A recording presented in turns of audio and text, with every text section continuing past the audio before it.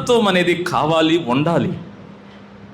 యోబు అంటాడు, యెహోవా నన్ను చంపినను నేను ఆయనను ఎడవను. యెహోవా నన్ను చంపినను, ఒకవేళ ఆయన నన్ను ఏమైనా చెయ్యనే, నా దేవుడిని నేను మర్చిపోను, నేను విడిచిపెట్టను. ఇదేంటిది? అదేంటి? అది అలాగ ఎలా కుదురుతుంది?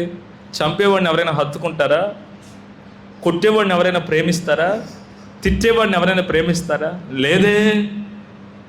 మనుషుల్లో అలాగ జరుగుతుందేమో కానీ దేవుని విషయంలో ఆయన నిన్ను ఎంత గద్దిస్తే అంత నీకు మేలు. గట్టిగా చప్పలు కొట్టి ప్రభువుని కనపరచు. హల్లెలూయా. ఆయన నిన్ను ఎంత గద్దిస్తే నీకు అంత మేలు. ఎందుకంటే నిన్ను అమితంగా ఆయన లవ్ చేస్తున్నాడు, అమితంగా ప్రేమిస్తున్నాడు. అందుకనే నిన్ను ప్రతి విషయంలో పాయింట్ చేస్తున్నాడు, ప్రతి విషయంలో క్వశ్చన్ చేస్తున్నాడు, ప్రతి విషయంలో నిన్ను అడుగుతున్నాడు. తండ్రి తనకిష్టమైన కుమారుణ్ణి గద్దించును. దాని భావం మీకు అర్థం కావాలంటే, ఇప్పుడు నేనే ఉన్నాను, నా కుమారుని ప్రేమిస్తున్నాను. వాడు ఇక్కడ ఆడుకుంటూ ఎక్కడికో వెళ్ళిపడి ఏ పాపం ఏ తప్పు ఏం చేయాలి, అరే నా కళ్ళ ముందే ఉండు, ఏం పిచ్చా డాడీ పిల్లలతో ఆడుకోవద్దా, ఎప్పుడు నీకే కనపడాలని నేను వాడు భావన. అర్థమవుతుంది నా మాటలు? వాడు ఏమనుకుంటాడు, ఏం పిచ్చాడా మా నాన్న, నేను 24 గంటలు ఆయన నేనేం చూస్తా, నేనేం చూస్తాడు, వెళ్ళి పిల్లలతో ఆడుకోవద్దా, నేను నా ముందే ఉండమంటాడేంటి అంటే, వాడికి అర్థం కాని విషయం ఏంటంటే ప్రేమ ఎక్కువైపోయింది. ఏం ఎక్కువైపోయింది? నాకు ప్రేమ ఎక్కువైపోయింది. వాడు కనపడకపోతే నాకు ఇబ్బంది అవుతుంది.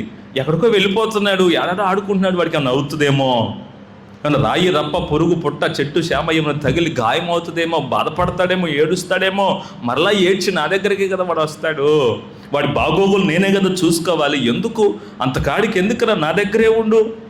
వాడు భావనేమో ఇది పిచ్చా మా డాడీకి, ఎందుకు అలాగా నా వెంటే తిరుగుతాడు, నా వెనకాలే వస్తాడు, పిల్లలతో నన్ను స్వేచ్ఛగా ఆడుకోనివ్వడని వాని భావన. నేనేమో రే వద్దు అంటున్నానంటే దానికి గల కారణం ఏంటంటే, నాకు నా బిడ్డ మీద ప్రేమ ఎక్కువైపోయింది. ప్రేమిని వల్లరా దేవుడు ఒక మనిషిని గద్దిస్తున్నాడు అంటే నీ మీద ప్రేమే.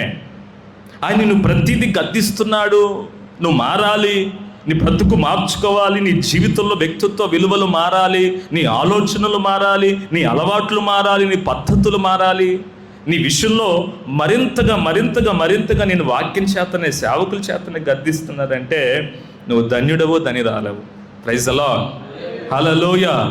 నువ్వు ధన్యుడవో ధన్యురాలవు. ఎందుకంటే ఆయన ఇంట్రెస్ట్ అంతా నీ మీదే ఉంది. ఏమై ఉంది? నీ ఇంట్రెస్ట్ అంతా, ఆయన ఇంట్రెస్ట్ అంతా నీ మీద ఉంది. అవునా? ఏం మాట్లాడేంటి? మంద మాట్లాడితే మన గొర్రెల మంద